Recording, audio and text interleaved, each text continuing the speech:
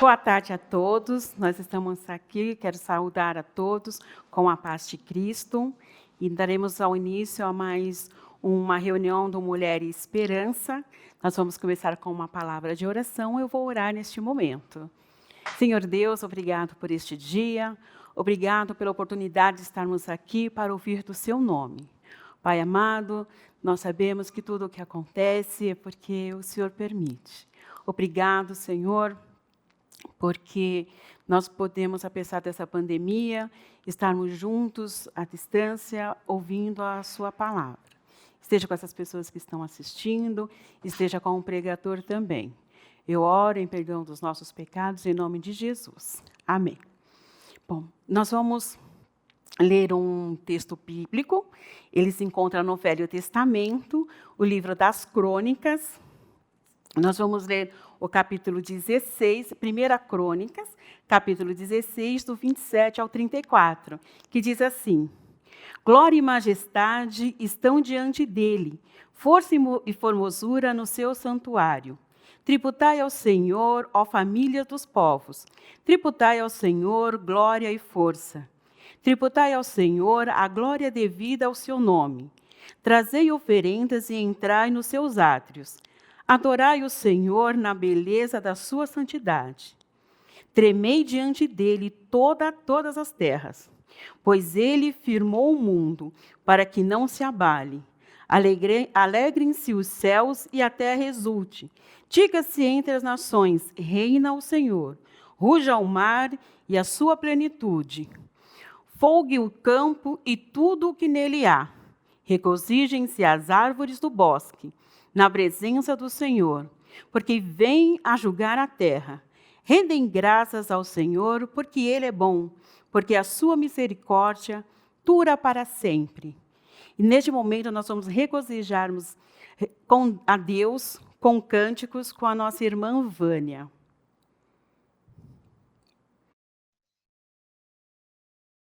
Glória a Deus Todo-Poderoso, Criador do céu e da terra. Boa tarde, irmãs do Mulher Esperança. É com muita satisfação que estamos aqui para louvar e bendizer o nome do nosso Senhor Salvador Jesus Cristo. Amém?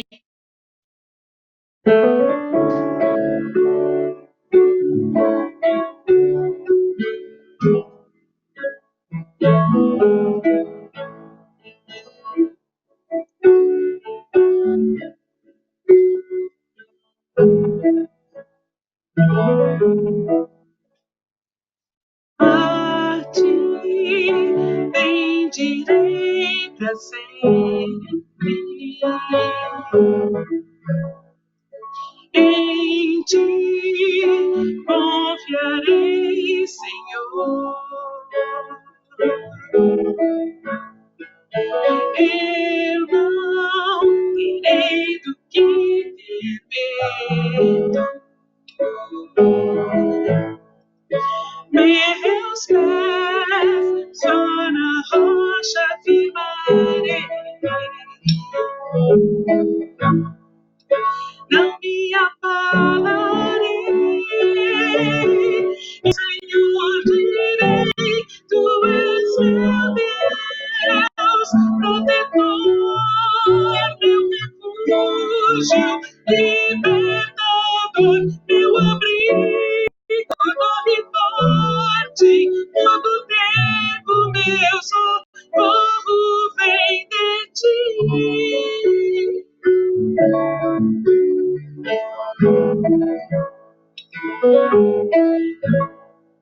Não há outro a quem eu ame. Tu és tudo que eu desejo. Eu me alegro em ti. E do Senhor direi, tu és meu Deus, protetor, meu refúgio e libertador, meu abrigo, torre forte, todo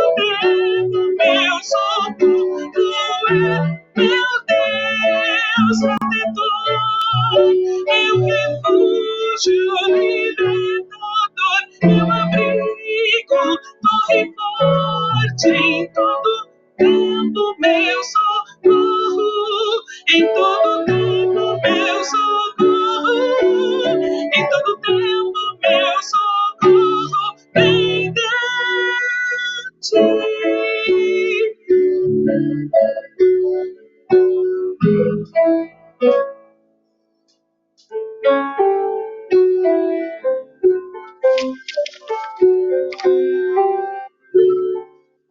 Há momentos que na vida, pensando em olhar para trás, é preciso pedir ajuda para poder continuar.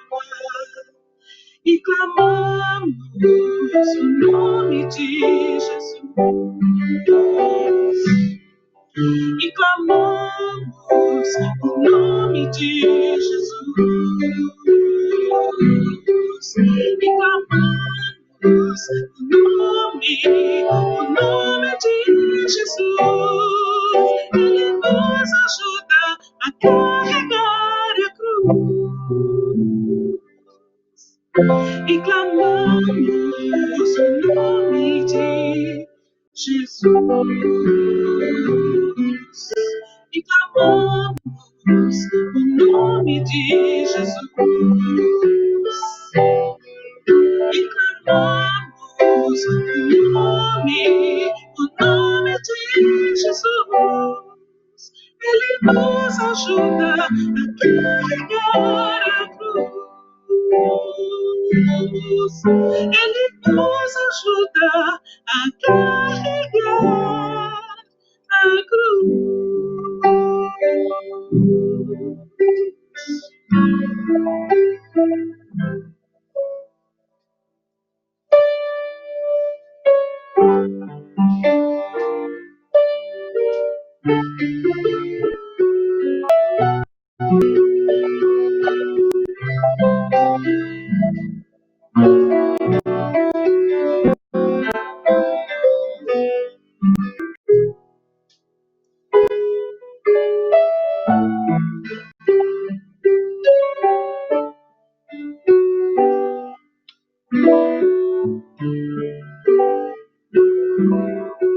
início eras a palavra, com Deus Altíssimo. O mistério de tua glória, Cristo em ti se revelou. Oh, quão lindo esse nome é! Oh, quão lindo esse nome é! O nome de Jesus, meu Rei. Oh, quão lindo esse nome é! Maior que tudo ele é. Oh, quão lindo esse nome é! Nome de Jesus.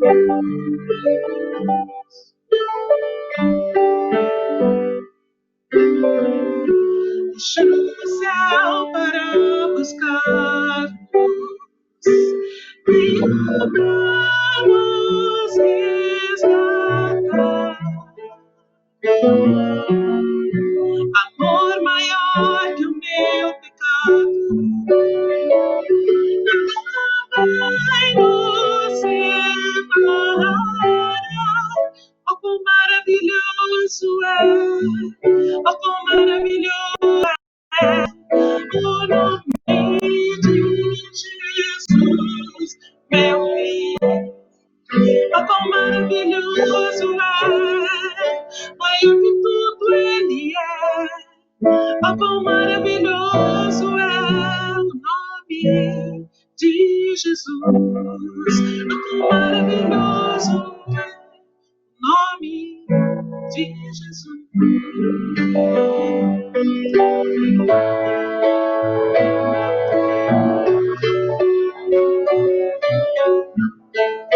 A morte venceste, o caldo rompeste, a tumba vazia agora está.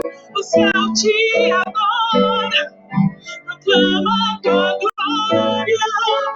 ressuscitaste, vivo está.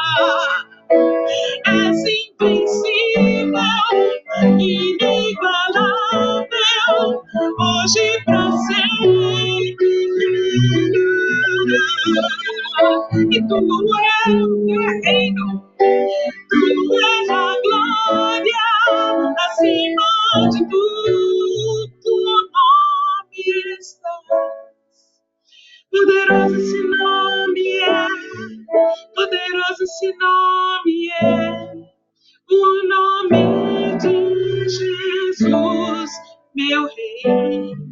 Poderoso esse nome é, mais forte que tudo é.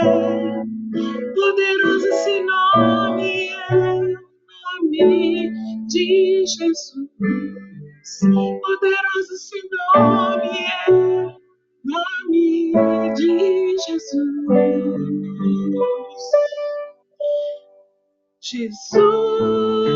Jesus, que doce nome, que transforma em alegria o meu triste coração. Jesus, sou o teu nome, que é capaz de dar ao homem salvação. Jesus, que doce nome, que transforma em alegria o meu triste coração. Deus, sou o teu nome, é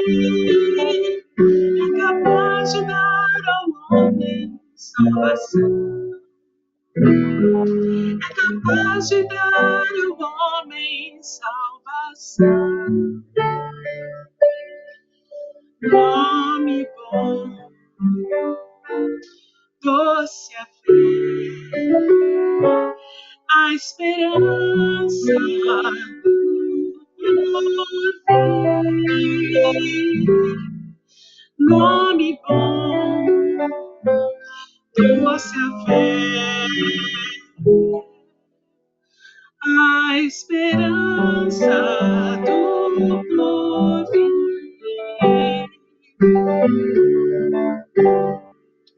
Santo, nome incomparável, em Jesus, o amado teu, Rei dos Reis, Senhor eterno, Deus na terra, Deus no céu. Nome bom, doce a fé, a esperança do porvir. Nome bom, doce a fé, a esperança do porvir. Leva tu contigo o nome de Jesus, o Salvador. Este nome dá conforto, sempre, seja onde for. Nome bom, doce fé, a esperança do porvir. Nome bom, doce fé, a esperança do porvir. Este nome leva sempre para bem te defender. Ele é arma ao teu alcance quando não te aparecer. Nome bom, doce a fé, a esperança do porvir. Nome bom, doce a fé, a esperança do porvir.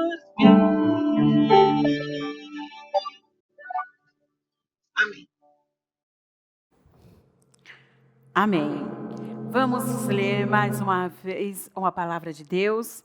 Nós vamos agora ler no livro de Salmos, capítulo 144. O versículo será o 12 e o 15. E diz assim: Que nossos filhos sejam, na sua mocidade, como plantas viçosas, e nossas filhas como pedras angulares, lavradas como colunas de palácio. Bem-aventurado o povo a quem assim sucede. Sim, bem-aventurado é o povo cujo Deus é o Senhor. Nós vamos para o nosso momento, Ana. Nós vamos orar nesse momento pelos nossos filhos. E vamos orar juntos agora com a nossa irmã Solange Ferrari. Eu acho que ela deve ter tido algum problema, então eu vou estar orando neste momento pelos nossos filhos. Então, todos de olhos fechados, nós vamos orar. Senhor Deus, obrigado, porque o Senhor nos desse, Senhor, a responsabilidade de termos filhos, Senhor. E que possamos, Senhor, que o Senhor possa nos capacitar para que possamos educá-los nos seus caminhos, Senhor. Ajuda-nos, Senhor, nesse momento, neste mundo tão difícil, Pai. Dai-nos, Senhor, sabedoria, que possamos, Senhor, conduzi-los no seu santo caminho e que eles não desviem, Pai, nem para a direita e nem para a esquerda. Esteja também com os nossos filhos do coração. Ó Pai amado, que o Senhor esteja protegendo eles onde quer que eles estejam. Ó Pai, é tão complicado, Senhor, quando criança nós ensinamos e queremos que quando adultos, Senhor, eles continuem trilhando o seu caminho. Que mesmo que na universidade, que são tão bombardeados com tantas filosofias, que eles possam, Senhor, ser jovens firmados em Ti, com a base firmada em Ti, que mesmo, Senhor, com tanta filosofia, que eles possam calar, Senhor, e possam falar que só Tu salva, que o Senhor amou tanto a gente que mandou o Seu Filho para morrer na cruz, que eles possam ser evangelistas, Senhor, onde quer que eles estejam, e que o Santo Espírito, Senhor, possa estar fazendo diferença onde quer que eles estejam, Pai.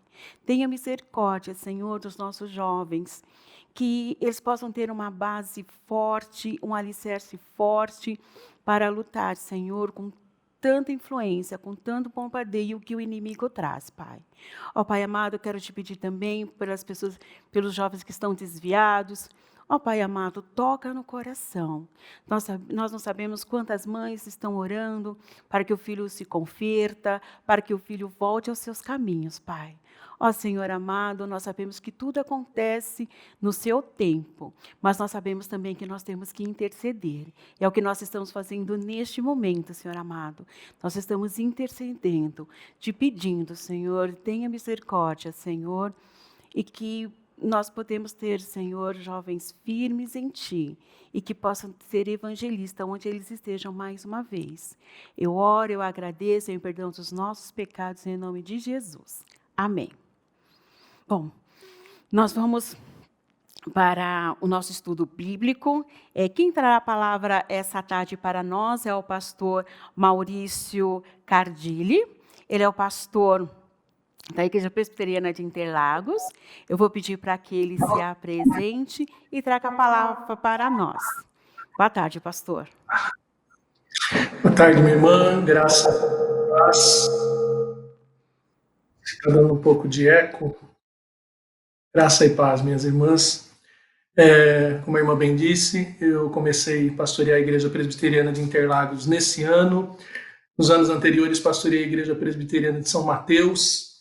E ali também tive a alegria de ser secretário presbiterial, sinodal da SAF, que é o melhor cargo que algum pastor pode ocupar na Igreja Presbiteriana do Brasil. Se todos os pastores soubessem o quanto é bom trabalhar junto com as nossas irmãs, o privilégio que seria o cargo mais disputado na nossa igreja. E eu louvo a Deus por essa oportunidade de ministrar a palavra para as irmãs nessa tarde, e quero trazer a palavra do Senhor conforme o Evangelho de Lucas, capítulo 18. Evangelho de Lucas, capítulo 18, versículos 1 a 8. Assim diz a palavra do nosso Deus. Disse-lhes Jesus: uma parábola sobre o dever de orar sempre e nunca esmorecer. Havia em certa cidade um juiz que não temia Deus, nem respeitava homem algum. Havia também naquela mesma cidade uma viúva que vinha ter com ele, dizendo: julga a minha causa contra o meu adversário. Ele, por algum tempo, não a quis atender, mas depois disse consigo: bem, que eu não temo a Deus, nem respeito homem algum. Todavia, como esta viúva me importuna, julgarei a sua causa, para não suceder que, por fim, venha a molestar-me. Então, disse o Senhor: considerai no que diz este juiz iníquo. Não fará Deus justiça aos seus escolhidos, que a ele clamam dia e noite, embora pareça demorado em defendê-los? Digo-vos que depressa lhes fará justiça. Contudo, quando vier o Filho do Homem, achará porventura fé na terra? Vamos orar? Santo Deus, no santo nome incomparável do nosso Senhor Jesus, nós te pedimos nessa hora iluminação do teu Santo Espírito para o nosso entendimento. Te peço a Deus que o falar dos meus lábios, o meditar da nossa mente, sejam agradáveis a ti, Senhor, rocha minha e redentor meu. E assim o teu povo, cada um que ouvir essa mensagem, seja edificado e seja incentivado a ter uma vida de constante oração. Assim eu te peço e te agradeço no nome do Senhor Jesus. Amém. Qual é a principal característica para uma vida espiritual saudável? Certamente, entre as respostas dessa pergunta está a oração. Vida espiritual esvaziada de oração não é vida espiritual saudável. Afinal, a vida espiritual é relacionamento com um Deus que é espírito. Um Deus que, conforme registra Hebreus, capítulo 11, versículo 6, ele diz, de fato, sem fé é impossível agradar a Deus, porquanto é necessário que aquele que se aproxima de Deus creia que ele existe e que se torna galardoador daqueles que o buscam. Portanto, a oração é manifestação da fé, é exercício da fé, é a fé operante e operosa. E, nesse sentido, nós nos perguntamos, eu trago essa pergunta para todos os que nos assistem, como estaria a nossa prática de orações se soubéssemos que Jesus Cristo morreu ontem, ressuscitou hoje e voltará amanhã? Se tivéssemos essa convicção, a nossa vida de oração estaria exatamente como ela está? Quanto realmente estamos interessados e buscamos esse Deus que é galardoador, que é recompensador daqueles que o buscam? Por que não oramos tanto quanto devíamos ou gostaríamos? Por que ficamos desanimados na nossa constância de oração, na nossa prática de oração? Será que são as injustiças que nos deixam desanimados? Será que é a demora nas respostas de algumas orações que nos fazem desfalecer numa constante de oração? Eu creio, irmãos, que um ponto fraco na vida espiritual de muitos, especialmente de nós, inclusive presbiterianos, é a oração. É um ponto que precisa ser aperfeiçoado, precisa ser fortalecido e não é uma exclusividade nossa. Tanto é assim que o Evangelho de Lucas que lemos, dá uma ênfase muito grande à oração. Especialmente ele traz 7 episódios quando a oração foi central. Ele já começa o capítulo 1 mostrando que João Batista, o antecessor de Jesus, foi enviado como resposta de oração de Zacarias, seu pai, Lucas 1, versículo 13. Nós vemos depois que Jesus, quando foi batizado, ele segue para a oração. Em Lucas capítulo 6, versículo 12, antes de escolher os 12 apóstolos, Jesus orou. Jesus chama os seus 3 discípulos mais chegados, conforme lemos em Lucas 9, 28, para orar, e ali acontece a transfiguração, a manifestação da glória divina do Cristo, que tinha se esvaziado da sua glória, demonstrada momentaneamente em um momento de oração. O Evangelho de Lucas também vai mostrar, no capítulo 11, Jesus não apenas orando, mas ensinando a oração modelo, a oração do Pai Nosso, e incentivando que orássemos, pois se um amigo importunado responde o pedido do seu vizinho, muito mais Deus. Se nós que não somos bons pais, damos boas dádivas aos nossos filhos, muito mais Deus dá o Espírito Santo para aqueles que o orarem, aqueles que buscarem oração. Lucas também mostra Jesus restaurando a ordem no templo e dizendo: essa casa é casa de oração, conforme lemos em Lucas 19, 46. Lucas vai mostrar que na última oração do Senhor Jesus, no Getsêmani, ele ali esteve, levantou-se e foi orar. E depois de orar por 3 vezes, ele encontrou os discípulos desfalecidos, desmaiados e dormindo. Por fim, irmãos, esse capítulo que lemos, capítulo 18, traz preciosas lições, mas especialmente 2 parábolas. Aqui lemos que fala de uma viúva diante de um juiz iníquo e no contexto seguinte, a parábola de um fariseu e um publicano orando. E assim, meus irmãos, o contexto próximo desse texto que lemos, no capítulo 17 de Lucas, nós vemos Jesus ensinando que os escândalos seriam inevitáveis, mas ensinando os discípulos que deviam perdoar 7 vezes ao dia aqueles que lhes ofendessem. E os discípulos ali pedem então: Senhor, aumenta-nos a fé, conforme Lucas 17, 5. Na sequência, nós vemos que Jesus cura 10 leprosos e apenas um retorna dando glórias a Deus, reconhecendo que Jesus era Deus. E esse único discípulo ouve de Jesus: a tua fé te salvou. E aí o contexto um pouco mais próximo, quando os fariseus questionam Jesus sobre a vinda do reino de Deus. E Jesus, ali em Lucas 17, de 20 a 37, em primeiro lugar, ele vai mostrar que a vinda do reino de Deus já veio e ainda não. Uma característica muito especial quando estudamos a escatologia, a doutrina do final das coisas, que vemos que algumas coisas já aconteceram e outras ainda não.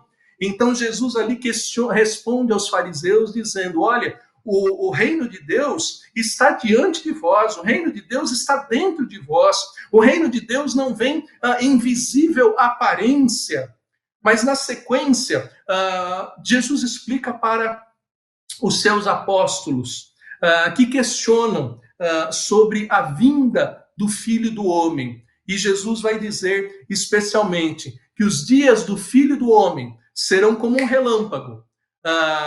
E aparecerá o Filho do Homem como quando nos dias de Noé e Ló em Sodoma e Gomorra. As pessoas não esperavam a vinda de Jesus, as pessoas não esperavam a vinda do juízo de Deus, não esperavam a vinda da manifestação da justiça de Deus, e, no entanto, foram surpreendidas no dilúvio, nos dias de Noé, foram surpreendidas e transformadas em estátuas de sal em Sodoma e Gomorra, e Jesus explica para os discípulos que o Filho do Homem, ou seja, a consumação do reino de Deus, vai vir quando as pessoas menos esperarem, não há espaço e não há lugar para que as pessoas se prendam a propriedades, se prendam aos relacionamentos sociais, porque uns serão arrebatados e outros ficarão. Uns serão levados e outros ficarão, porque o juízo era inevitável. Então é nesse contexto de explicação, de indagação sobre a vinda do reino de Deus, nesse contexto de interesse pela presença de Deus, pela restauração de todas as coisas com a vinda de Deus, é que a parábola que lemos é contada. Uma parábola onde Jesus ensina sobre o dever de orar sempre e não esmorecer. Nós oramos sempre? Ou nós desanimamos na nossa prática de oração? Nós precisamos aprender a lição dessa parábola. Certamente não era apenas para os seus discípulos no primeiro século, mas para os discípulos de Jesus em todas as épocas que essa parábola foi dada. E Jesus fala sobre o dever. Queridos, dever aqui é uma palavra que aparece 18 vezes em Lucas. Eu vou citar rapidamente algumas ocorrências para que a gente entenda o senso de dever que é transmitido nessa parábola.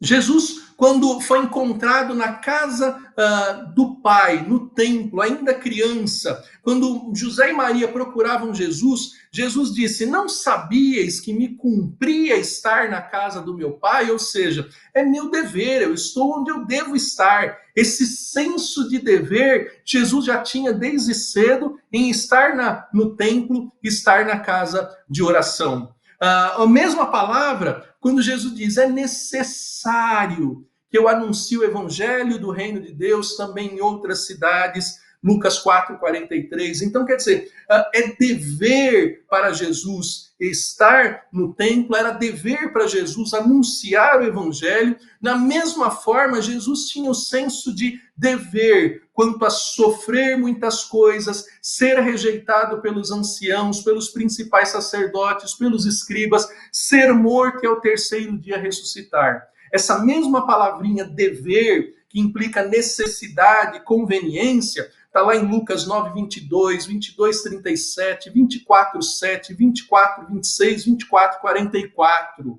Esse senso de dever que Jesus tinha sobre o seu ministério, sobre a sua missão, é também o mesmo que ele comunica aos fariseus, quando em Lucas 11:42 nós lemos: mas ai de vós, fariseus, porque dais o dízimo da hortelã, da arruda e de todas as hortaliças e desprezais a justiça e o amor de Deus. Deveis fazer essas coisas sem omitir aquelas. Aqui é aquele versículo que muitos ignoram, dizendo que o Novo Testamento não fala de dízimo. Sim, Jesus, como nesse versículo, fala, olha, vocês devem dar o dízimo, mas cumprir todas as demais ordenanças que expressam o amor. E uma das coisas que os fariseus negligenciavam eram as ordenanças sobre as viúvas, o cuidado com aquelas mulheres ainda mais vulneráveis por terem perdido seus filhos, por terem perdido os seus maridos. E por fim, queridos, a palavra dever vai aparecer em Lucas 12:12, quando diz, porque o Espírito Santo vos ensinará naquela mesma hora as coisas que deveis dizer. Então, quando Jesus conta uma parábola e diz que é sobre o dever de orar sempre e não esmorecermos, é com esse senso de que a oração não é opcional, não é optativa, mas é parte indiscutível da vida cotidiana dos discípulos de Jesus Cristo. Esse orar sempre, sem esmorecer, é sem desanimar, sem cansar, sem se enfraquecer. A mesma palavra que o apóstolo Paulo, em 2 Coríntios 4,16, usa dizendo, por isso, não desanimamos. Pelo contrário, mesmo que o nosso homem exterior se corrompa, contudo, o nosso homem interior se renova de dia em dia. Então, Jesus conta-nos essa parábola que diz, olha, não temos desculpa. Não podemos dizer que estamos cansados de orar, dizer que estamos desanimados. Não há razão para isso. Interessante que Jesus conta uma parábola usando o chamado juiz iníquo.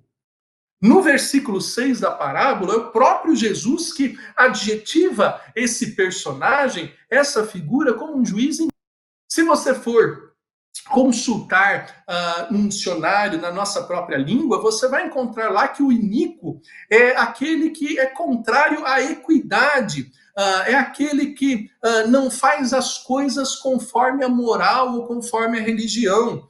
Mas indo no original, iníquo poderia ser traduzido literalmente como o juiz sem justiça, juiz não justo. Então é algo paradoxal, é algo antagônico, mas é justamente em relação a esse juiz que o Senhor Jesus descreve no versículo 3, com dois aspectos muito claros. Um juiz que não teme a Deus, ou seja, um juiz para quem os 4 primeiros dos 10 mandamentos não faziam nenhuma importância.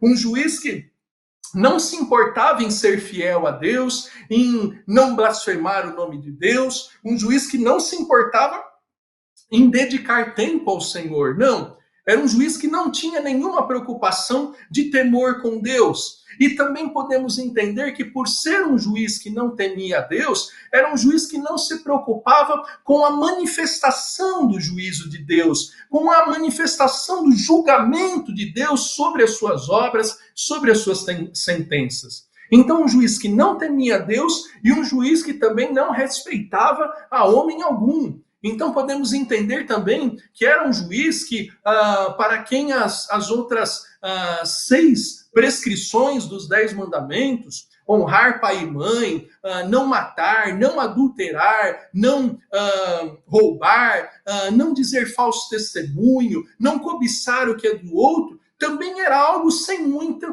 importância. Veja, queridos, lembra o livro dos Juízes. Não é? Se você conhece o livro dos Juízes, você sabe que no refrão repetido em Juízes 17:6, 18:1, 19:1 e no último versículo do livro dos Juízes na Bíblia, né, o 7º livro da Bíblia Sagrada, livro chamado dos Juízes, vai dizer: naqueles dias não havia rei em Israel e cada um fazia o que achava mais reto. Imagina, irmãos, um tempo em que não há rei e que há juízes como esse descrito na parábola, um juiz que não teme a Deus e não respeita os homens, um juiz que não tem um referencial vertical e nem horizontal, digamos assim, como é que ficaria a sociedade? Lembra um pouco os nossos dias, alguns dirão? Queridos, com qual dos juízes famosos dos nossos dias você compararia a Deus? Você tem coragem de comparar Deus com qualquer que seja dos juízes que estão ocupando o nosso noticiário recente? Você compararia Deus e diria, olha, Deus é como o Joaquim Barbosa, excelentíssimo juiz. Deus é como o Sérgio Moro, juiz e anterior ministro da Justiça. Você diria, olha, Deus é como o Marcelo Bretas, como o Celso de Mello, como o Marco Aurélio de Mello, que no noticiário desse final de semana está muito em evidência por ter soltado um traficante. Ou você compararia Deus com o juiz Luiz Fux, o presidente do STF, que mandou prender o juiz que o outro juiz mandou soltar. A quem você compararia? Vamos citar os outros. Com o juiz Dias Toffoli, com o juiz Gilmar Mendes, com o juiz Ricardo Lewandowski, com o juiz Luiz Roberto Barroso, com o juiz Edson Fachin, com o juiz Alexandre de Moraes, o mais recente incluído no Supremo Tribunal Federal Brasileiro, ou compararia Deus com o candidato à próxima vaga no STF, Cássio Marques, recentemente indicado para ser avaliado? Veja, queridos, esse assunto divide opiniões, certamente. Não faltam opções de juízes conhecidos para uma tentativa de comparação desses homens com Deus. Você compararia Deus a algum desses homens que citamos? Mas veja, eu não posso dizer, em hipótese alguma, que todos esses homens citados não temem a Deus ou que não respeitem a homem algum. É possível que dentre esses existam aqueles que têm alguma espécie, alguma maneira de temor a Deus, alguma espécie de respeito ao próximo. Mas Jesus não compara o Deus Pai, não compara o Pai com qualquer desses juízes citados que ainda podem apresentar qualidades que aquele juiz que Jesus comparou não tinha. Não tinha. Muito bem, meus irmãos. Então, além disso, essa figura apresentada por Jesus, ela pode muito bem servir de advertência para os fariseus e para os discípulos que estavam ouvindo Jesus. Veja, por exemplo, que em Lucas 16, versículos 14 a 16, nós lemos o Senhor Jesus dizendo o seguinte: os fariseus que eram avarentos ouviam tudo isso e o ridicularizavam. Mas Jesus lhes disse: vós sois o que vos justificais a vós mesmos diante dos homens, mas Deus conhece o vosso coração, pois aquilo que é elevado entre os homens é abominação diante de Deus. A lei e os profetas vigoraram até João, e desde esse tempo vem sendo anunciado o evangelho do reino de Deus, e todo homem se esforça por entrar nele. Evangelho de Lucas, capítulo 20, versículos 46 e 47, Jesus novamente reprova religiosos como aqueles fariseus com as seguintes palavras. Jesus diz assim, João 20, 46 e 47, guardai-vos dos escribas, que gostam de andar com vestes talares, e muito apreciam a saudação nas praças, as primeiras cadeiras nas sinagogas e os primeiros lugares nos banquetes, os quais devoram as casas das viúvas e para o justificar fazem longas orações. Esses sofrerão juízo muito mais severo. Então veja, queridos irmãos e irmãs, especialmente irmãs nessa tarde, que Jesus faz uma comparação chamando atenção para o papel de juízes que muitas vezes, não apenas aqueles instituídos sobre a sociedade como autoridades exercem, mas todos nós, em alguma situação, exercem um juízo, e um juízo às vezes desagradando a Deus, um juízo desrespeitando homens, desrespeitando os nossos semelhantes. Os próprios apóstolos, não apenas escribas e fariseus, eram condenáveis em algumas circunstâncias em seu julgamento precipitado. Podemos lembrar, por exemplo, de quando Jesus foi ungido por uma mulher, uma mulher em Betânia, na casa de Simão, que ela derrama um perfume caro diante de Jesus, e os discípulos julgam aquela mulher, dizendo, olha que desperdício, se esse dinheiro fosse negociado, daria para ajudar muitos pobres, e Jesus diz assim, por que vocês estão molestando essa mulher? Então Jesus usa a figura de um juiz sem justiça para dizer para aqueles que questionavam Jesus sobre a instalação do reino de Deus, aqueles que estavam interessados na vinda do Filho do Homem que conforme Daniel, capítulo 7, versículos 13 e 14, era aquele que assumiria o governo sobre todos os reinos, em todas as épocas, sem nenhuma exceção. Jesus cumpria essa profecia, pois ele é o Rei dos Reis, o Senhor dos Senhores. No entanto, eles ainda não entendiam que Jesus tinha toda a autoridade, e não entendiam porque Jesus retardava para se mostrar como esse rei, como esse todo-poderoso, como esse que tirava os judeus das garras dos romanos. E assim Jesus diz, olha, numa cidade havia um judeu um juiz que não promovia justiça. E também havia uma viúva. Capítulo 18, versículo 3, vai falar da viúva. E a viúva, queridos, no contexto do Antigo Testamento, no contexto do judaísmo, era uma mulher extremamente desprotegida, uma mulher extremamente vulnerável, porque naquela sociedade, imaginem, uma sociedade que não era organizada como a nossa, que não existia sistema de previdência social. Então, uma mulher que ficava sem os filhos, sem os maridos, uma mulher que vivia numa sociedade distinta da nossa, onde as mulheres já trabalham, já têm os seus rendimentos, essa mulher, ela estava fadada à mendicância e à morte. E essa mulher, ela era amparada pela lei. Êxodo capítulo 2, versículo 22 diz, nenhuma viúva e nenhum órfão devem ser afligidos.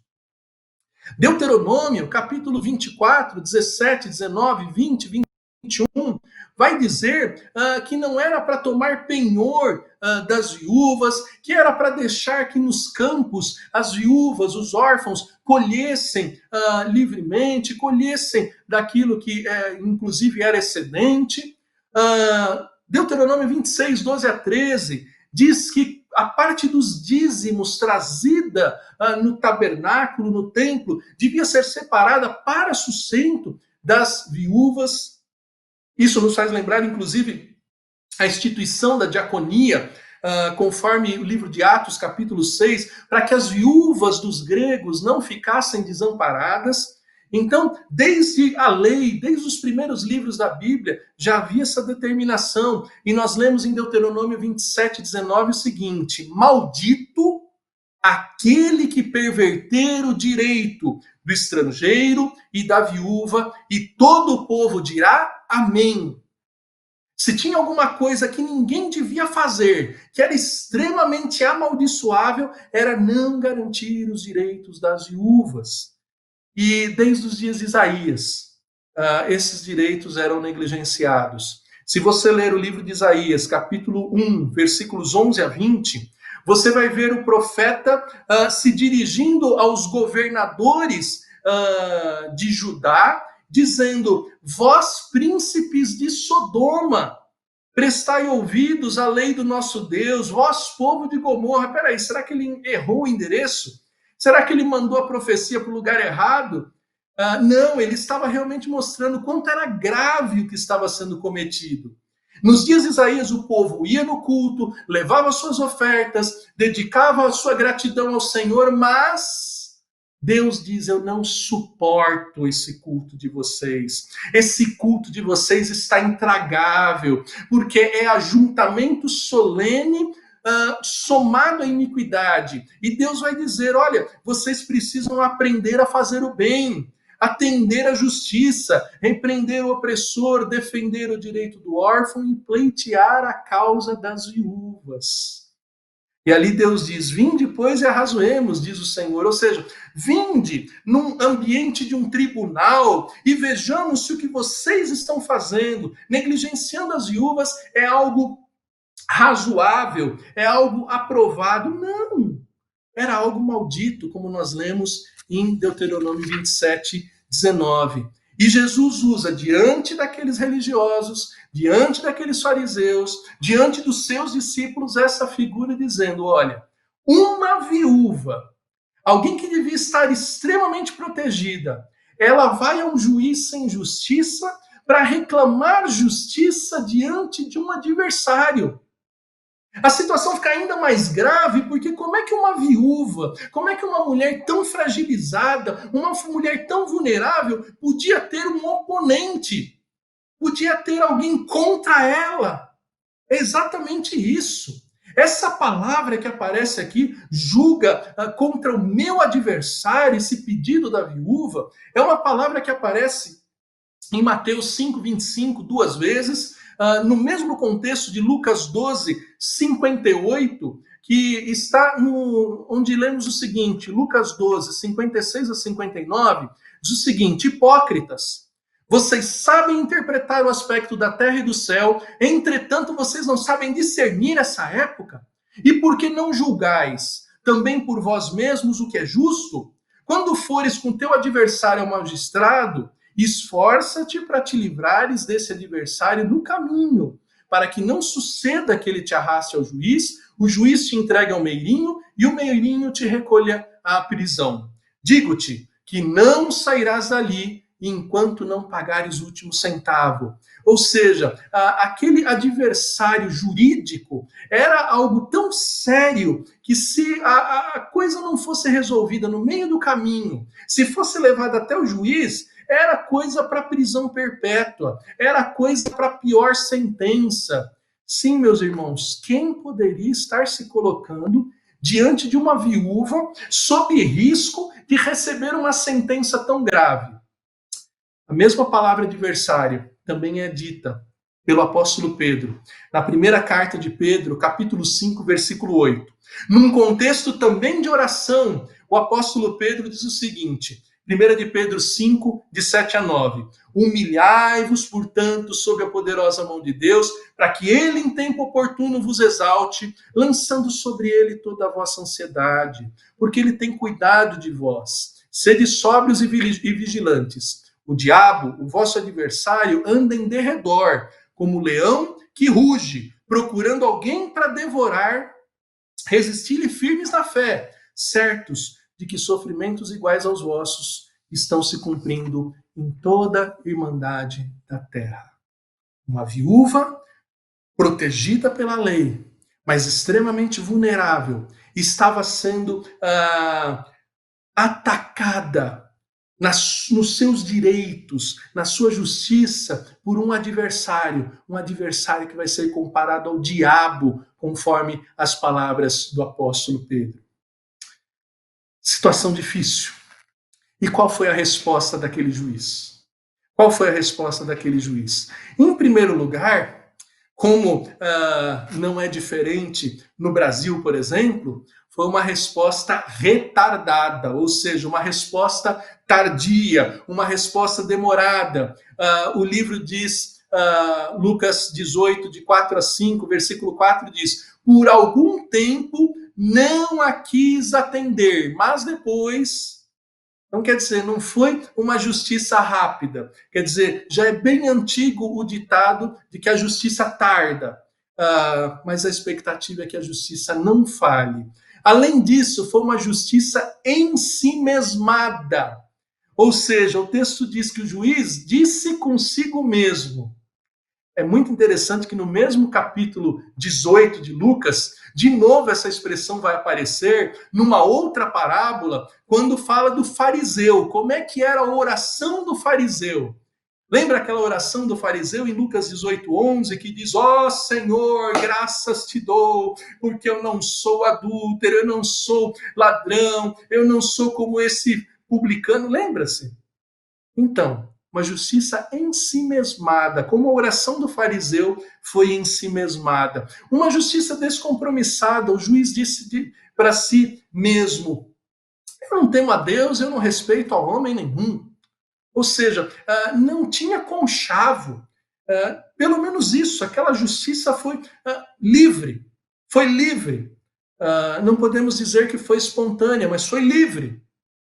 E foi uma justiça egocêntrica, conforme nós podemos ver no versículo 5, que o que levou aquele juiz a dar a sentença foi dizer, olha, todavia essa mulher me importuna.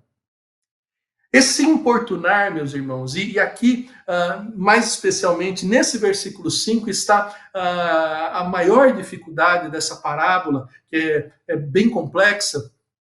Esse importunar é a mesma palavra que Jesus usou quando os discípulos estavam reprovando a mulher em Betânia, que tinha dedicado o seu perfume caríssimo aos pés de Jesus. Jesus diz assim, por que vocês molestam essa mulher?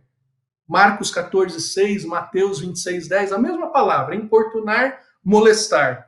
A mesma palavra que Lucas usa na parábola do amigo inoportuno, também num contexto de oração, que está ali em Lucas capítulo 11, versículo 7. Então, importunar, molestar, é dar trabalho, é ser cansativo, é ser, assim, inconveniente. Mas é muito interessante que vem não apenas esse contexto de dar trabalho, de promover canseira, mas vem num contexto de tirar o ar com um soco, como se fosse um soco. O próprio comentário da nossa Bíblia de Genebra, aqueles que têm, vão ver que esse importunar também tem a ver com a ideia de colocar um tapa-olho ou dar um soco e deixar, quem sabe, o olho roxo. Então aqui nós começamos a ver que esse importunar, juntamente com o molestar, que nós vemos no final do versículo 5, molestar, que é uma palavra que só aparece aqui em Lucas 18:5 e em 1 Coríntios 9:27, quando Paulo diz assim: eu me esmurro para servir ao Senhor, né? Como um atleta que em tudo se dominava, Paulo diz: eu me esmurro para que eu siga e seja fiel ao Senhor. Então aqui está o ponto. Aqui está o ponto e que Jesus manda que prestemos atenção. Versículo 6, Jesus diz assim: atentai no que disse o juiz. O juiz disse o seguinte: eu vou julgar a causa dessa viúva porque ela está me dando trabalho, mas é um trabalho que pode me fazer passar vergonha, como se fosse um soco, como se fosse um olho roxo, como se fosse ter que ficar com um tapa-olho. Queridos, que golpe uma viúva frágil pode dar num tão poderoso juiz? Como uma viúva tão frágil pode fazer com que um juiz tenha uma espécie de preocupação? Queridos, Deus, nosso Senhor Jesus, manda que atentemos, consideremos. Em resumo, esse juiz iníquo diz: eu vou julgar essa causa para não ser golpeado. É preciso ter muita certeza de que você está de acordo com a lei para procurar o serviço de um juiz. É preciso ter muita certeza de que você está certo e o teu adversário está errado para você buscar a decisão de um juiz. E mais, é preciso ter muita, mas muita certeza mesmo para você insistir pedindo para o juiz julgar a sua causa, e insistir de tal ponto que esse juiz diga: olha, essa mulher está me cansando. E se ela não for julgada, ela vai me gerar problemas. Ela vai me golpear. Ora, irmãos, a gente às vezes vê torcidas colocando juízes de futebol para correr. A gente vê juízes de futebol às vezes ameaçados. Mas juízes das mais altas cortes, eles não se sentem ameaçados por nada, nem por ninguém. Eles se sentem extremamente tranquilos para tomar as decisões, doa quem doer, agrade ou desagrade a quem quiser, mas todos esses juízes humanos, eles têm em comum pelo menos uma coisa: eles zelam pelo seu nome, eles não querem ser difamados, eles não querem ver o seu nome na lama, eles querem realmente serem honrados. O maior patrimônio que um juiz tem é o seu próprio nome. Se um juiz começa a ser conhecido como um juiz injusto, criminoso, esse juiz acaba sendo rapidamente ignorado, destituído. Eu me lembro, por exemplo, do famoso juiz Lalau, né, que foi envolvido numa fraude aqui no Tribunal Superior do Trabalho em São Paulo, e como teve um fim assim deplorável, porque foi desonrado. E esse é o ponto. Jesus compara o Deus Todo-Poderoso, o Deus inabalável, o Deus de toda honra, de toda glória, com esse juiz a quem essa viúva busca. E ele diz: olha, se esses juízes imperfeitos, Se esses juízes que só têm o seu nome em risco respondem, quanto mais o justo juiz vai responder os que clamam por justiça. Vai responder aos seus escolhidos que clamam por justiça. Vai responder, embora pareça demorado. Meus irmãos, estudando essa parábola, eu fiquei me perguntando se poucos estão preparados para oferecer a ameaça de um soco, como diz a palavra, como indica a palavra molestar no juiz. Quem está preparado para lutar com Deus por uma resposta de oração? E eu me lembrei, meus irmãos, você já deve estar se lembrando de alguém que lutou com Deus. Livro do Gênesis, capítulo 32, 22 a 30, vai falar de Jacó. Aquele que trapaceou, que adquiriu o direito de primogenitura, trapaceando seu irmão Esaú. E diz o texto que é o seguinte: Jacó, ficando só, lutava com o homem até o romper do dia, vendo esse que não podia com ele, tocou-lhe na articulação da coxa, deslocou-se a junta da coxa de Jacó na luta com o homem. Disse esse: deixa-me ir, pois já rompeu o dia. Respondeu Jacó: não te deixarei ir, se me não abençoares. A luta pela bênção. E com quem Jacó lutava? Quem foi o homem que feriu a sua coxa? Perguntou-lhe, pois, como te chamas? Ele respondeu, Jacó. Então disse, já não te chamarás Jacó, e sim Israel, pois como príncipe lutasses com Deus e com os homens prevaleceste. Tornou a Jacó dizer, rogo-te, como te chamas? Respondeu ele, por que perguntas pelo meu nome? E o abençoou ali. Aquele lugar chamou Jacó de Peniel, pois disse, vi a face de Deus e a minha vida foi salva. O próprio texto nos dá a entender que Jacó, naquela noite, lutou com Deus.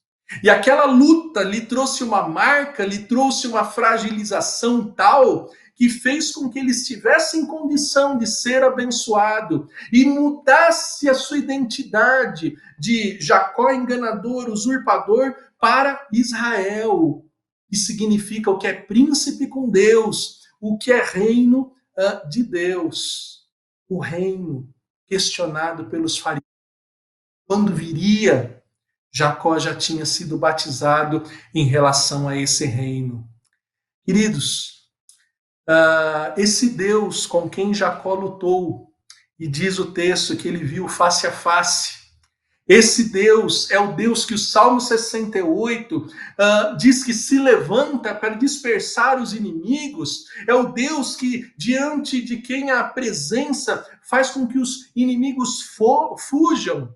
E esse Deus, conforme o Salmo 68, versículo 5, é o Pai dos órfãos e juiz das viúvas.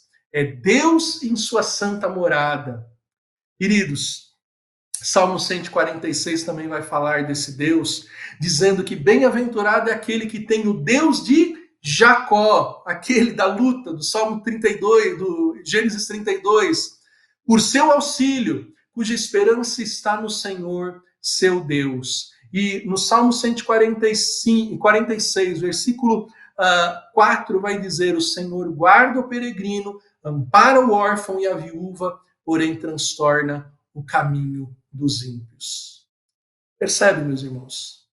Jacó não era perfeito, mas Jacó foi escolhido para ser o herdeiro da promessa, para ser aquele que portaria a semente santa, de onde sairiam as 12 tribos de Jacó, de onde sairia toda a nação escolhida de Israel, de onde sairiam os descendentes de Abraão, de Isaac, descendente que tinha a promessa de trazer bênção sobre todas as famílias da terra. E a carta aos Gálatas nos diz que o descendente prometido de Abraão, de Isaac e de Jacó era Jesus Cristo, que ensinou essa parábola que nos ensina que Deus responde aos seus escolhidos que clamam por justiça. Quantas vezes, como Jacó, nós sabemos que não somos merecedores de bênção nenhuma, mas não nos damos conta de que temos que perseverar, temos que insistir, não podemos abrir mão até que sejamos abençoados. Quantas vezes nós desanimamos ao invés de imitarmos Jacó. É bem verdade que você precisa ter muita certeza de que o seu pedido, o seu clamor é por justiça, pois muitas vezes as nossas orações não são por coisas justas. O meio-irmão do nosso Senhor Jesus diz: pedis e nada tendes porque pedis mal, para esbanjar nas suas cobiças. Mas quando pedimos segundo a vontade de Deus, quando pedimos a justiça do Deus justo, nós podemos e devemos esperar a resposta. Diz o texto que Deus responde. E nós devemos orar até quando? Lembra? Esse texto é sobre uma parábola que diz que devemos orar sempre e não esmorecer. O livro do Apocalipse vai nos mostrar no 5º selo aberto do grande livro que só o Cordeiro de Deus pôde abrir, aquele rolo, vai dizer o seguinte, que quando foi aberto o 5º selo, clamaram em grande voz, dizendo: até quando, ó soberano Senhor, santo e verdadeiro, não julgas, nem vingas o nosso sangue dos que habitam sobre a terra? Então, cada um deles foi dada a vestidura branca, e lhes disseram que repousassem ainda por um pouco de tempo, até que se completasse o número dos seus conservos e seus irmãos que iam ser mortos igualmente como eles foram. Irmãos nossos, martirizados no passado, que foram até decapitados, como João Batista, são vistos por João Evangelista, como aqueles que continuam clamando por justiça. Ora, como diz o autor dos Hebreus, a nossa luta contra o sangue, vocês não chegaram, na nossa luta contra o pecado, vocês não chegaram nem ao sangue. Ou seja, nós nem fomos martirizados, nós nem estamos sofrendo como esses irmãos nossos sofreram, e a gente já desanimou de orar, a gente já está sem forças para orar. Veja, eles, mesmo depois de decapitados, continuam clamando por justiça incessante e terão a sua petição atendida. Queridos irmãos, estamos tão preocupados com que Deus restaure todas as coisas, com que Deus elimine toda a injustiça, com que Deus elimine todo o sofrimento, mas a nossa principal preocupação tem que ser que Deus nos encha com a sua santa presença, que Deus aumente em nós a fé, que nós, como os apóstolos que ouviram que deviam perdoar 7 vezes ao dia, nós possamos também pedir a Deus: Senhor, aumenta-nos a fé. Nós queremos sim a volta do Senhor Jesus, mas nós estamos preparados. Nós temos orado coerentemente, condizentemente, com a preparação que requer esse glorioso dia que os discípulos perguntaram para Jesus quando seria que o Filho do Homem viria, que os fariseus perguntaram para Jesus quando que o reino de Deus vai vir. Nós estamos preparados, nós estamos dedicados em oração, esperando e ansiando esse glorioso dia? Ou nós já desanimamos, nós já achamos que não vale a pena, nós já não estamos dando o devido valor para uma vida de oração, para a constância de oração? Queridos irmãos, eu sei, não temos sido referenciais nem exemplo. As nossas irmãs da SAF um pouco mais têm sido perseverantes, especialmente nesse quadriênio em que a Confederação Nacional estabeleceu que o tema principal é orar sem cessar. mas sempre devemos avançar. Não podemos nos contentar, não podemos achar que já oramos o suficiente, que já está bom. Você já está pronto para encontrar Jesus? Se Jesus voltasse nesse exato momento, ele ia encontrar você orando, ou ele ia encontrar você reclamando da vida, desanimado, ou quem sabe até fofocando, usando os seus lábios, a sua língua para maldizer e para pecar? Até quando devemos orar? Até quando devemos orar? Eu quero terminar com a citação da segunda carta de Pedro, capítulo 3, versículos 1 a 13, onde Pedro diz assim: olha, eu estou escrevendo essas coisas para que vocês recordem das palavras que anteriormente foram ditas pelos santos profetas, bem como do mandamento do Senhor e Salvador ensinado pelos apóstolos. Tendo em conta, antes de tudo, que nos últimos dias virão escarnecedores com os seus escárnios, andando segundo as suas próprias paixões e dizendo: onde está a promessa da sua vinda? Onde está? Você também já acha que Jesus não vai voltar mais? Você também já não tem levado em consideração a proximidade da volta de Jesus?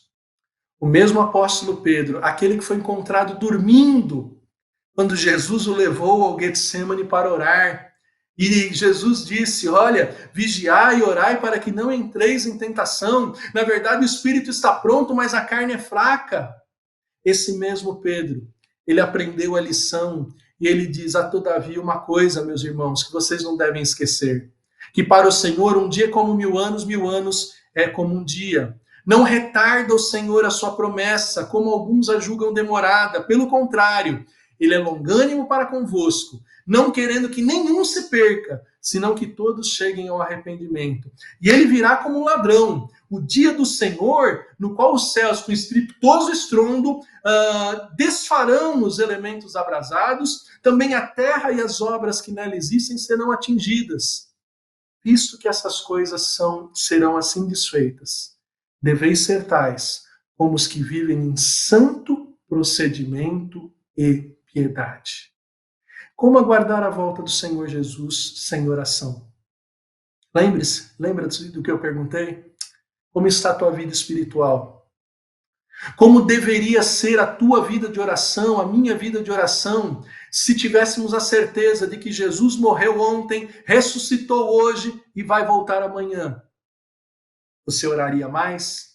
Você insistiria mais em pedir para o Espírito Santo encher a sua vida? Você pediria para que mais e mais da presença de Deus mudasse e moldasse o seu ser? Você seria mais constante e insistente em oração? O Senhor Jesus disse: olha, o Filho do Homem vai voltar como um relâmpago, como nos dias de Noé, como nos dias de Ló em Sodoma e Gomorra. As pessoas acham que não está próximo, mas nós temos visto o quanto está próximo. Por fim, queridos irmãos, Jesus pergunta no final da parábola: Deus vai responder às orações dos seus escolhidos, mas quando o Filho do Homem voltar, vocês estão curiosos para saber quando ele vai voltar, mas quando ele voltar, ele vai encontrar fé nessa terra? A fé, muitas vezes, é claramente expressa nas nossas orações. Se você, depois de ouvir tudo isso, não sabe como começar suas orações ou por onde começar a orar, comece pelos 2 últimos versículos da Bíblia, onde lemos: aquele que dá testemunho dessas coisas diz: certamente eu venho sem demora. Amém. Vem, Senhor Jesus. A graça do Senhor Jesus seja com todos. Oremos até Jesus voltar. Oremos até a ressurreição dos mortos acontecer. Até quando ficaremos orando? Até que Jesus restaure todas as coisas. Oremos, meus irmãos, e assim aguardemos a volta do Senhor Jesus em santo procedimento e piedade. Vamos orar? Pai bondoso e amado, Leva-nos com teu Santo Espírito a colocar em prática aquilo que o teu Filho Jesus nos ensina nessa parábola, Senhor.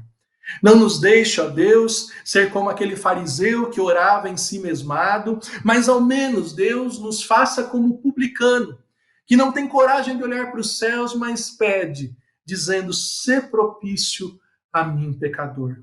Que cada um de nós responda a tua palavra com oração sincera, com oração incessante, com oração constante, com oração vibrante, com oração que renova a alma, que traz saúde para o corpo. Ó Deus, no nome de Jesus nós pedimos, leva-nos a uma vida de seriedade na prática da oração, ó Pai. E assim nós não estaremos como os fariseus que não se dão conta que o reino de Deus já está dentro deles ou diante deles. Não, Deus, não nos deixes assim tão desavisados, mas leva-nos a estar vigilantes nesses últimos dias em que o teu Filho Jesus está voltando, para que assim a nossa vida de oração seja a mais adequada para encontrar com o nosso Senhor. Perdoa-nos, ó Deus, perdoa a nossa negligência, perdoa a nossa inconstância